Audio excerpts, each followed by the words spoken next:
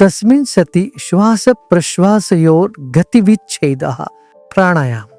તમે શ્વાસના પ્રવાહને અવરોધો છો, તમે તેને નિયંત્રિત કરી રહ્યા છો, તેને સુધારી રહ્યા છો. તે પ્રાણાયામ છે. અને શું લાભ છે પ્રાણાયામનો?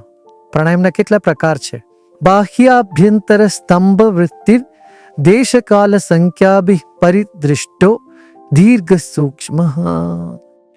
તેની ક્રિયા શ્વાસ બહાર કાઢવો, અંદર લેવો અને રોકી રાખવો તે છે. પછી તેની ગતિનો સમય નિરીક્ષણ કરવામાં આવે છે.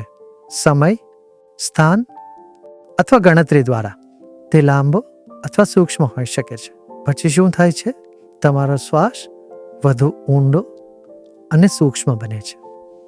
સૂક્ષ્મ જેટલો શ્વાસનો અભ્યાસ તેટલો જ તમારા મનનો અભ્યાસ પણ છે. બાહ્યાભ્યંતર વિષયક્ષેપી ચતુર્થ.